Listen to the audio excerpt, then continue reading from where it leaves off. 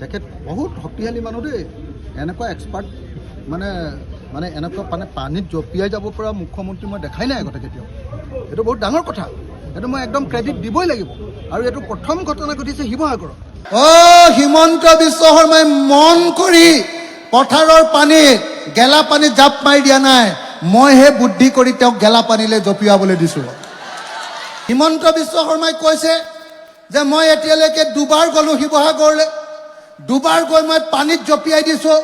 মই অখিলতকৈ বেছি ভাল পাওঁ শিৱসাগৰৰ মানুহ এনেকৈ কৈ আছেনে নাই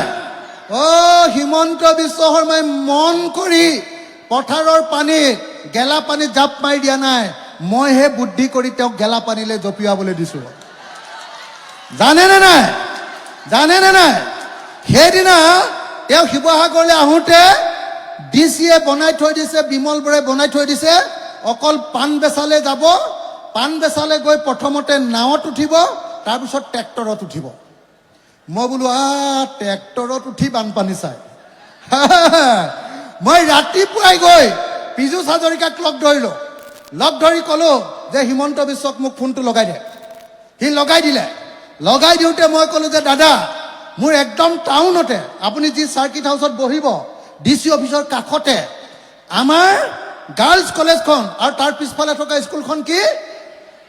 ফুলাচেৰী হাই স্কুলত পানী আছে তাত আপুনি ফটকে সোমাই যাব নেকি বোলে সোমাই যাম মইতো বুদ্ধিয়ে কৰি আছো সোমাই যাম মইতো জানো মই আগদিনা গৈ আহিছোঁ ফুলেশ্বৰীত ইমান পানী সোমাই যাম তাৰপিছত যেতিয়া আমাৰ পাণ বেচাৰ পৰা ঘূৰি আহিলে তাৰপিছত মাজতে ক'লে নোসোমাই মই ক'লো দাদা নোসোমালে মই বেয়া পাম কিন্তু ক'লে বোলে বল যাওঁ এনেকৈ ক'লে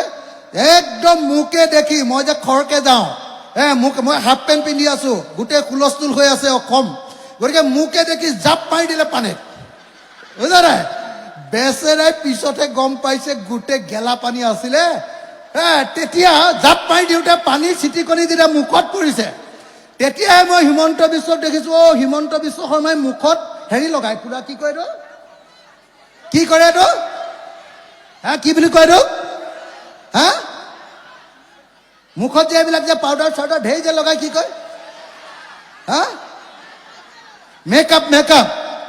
একদম মেকআপ কৰা গোটেই 3 চকলমান আছে ওপৰত এটা বেলেগ মাজত এটা বেলেগ তলত এটা বেলেগ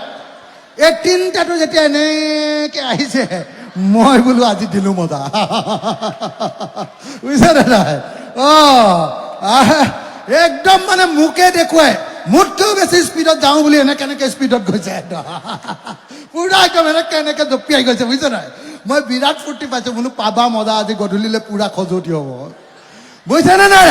তেখেত বহুত শক্তিশালী মানুহ দেই এনেকুৱা এক্সপাৰ্ট মানে মানে এনেকুৱা মানে পানীত জঁপিয়াই যাব পৰা মুখ্যমন্ত্ৰী মই দেখাই নাই আগতে কেতিয়াও এইটো বহুত ডাঙৰ কথা এইটো মই একদম ক্ৰেডিট দিবই লাগিব আৰু এইটো প্ৰথম ঘটনা ঘটিছে শিৱসাগৰত গতিকে মোৰ কাৰণে এইটো এটা হিষ্ট্ৰী যে শিৱসাগৰৰ বানপানীৰ সময়ত অসমৰ মুখ্যমন্ত্ৰীয়ে কঁকাললৈকে পানী পৰা অৱস্থাত খোজকাঢ়ি গুচি গৈছে এখন অসমৰ দ্বিতীয় মানে পুৰণি মানে হেৰি মহিলা শিক্ষানুষ্ঠান নাৰী শিক্ষানুষ্ঠান তাত গৈ তেখেতে নিজে ক্লাছৰুমৰ ভিতৰত গৈ চাইছিল এইটো ডাঙৰ কথা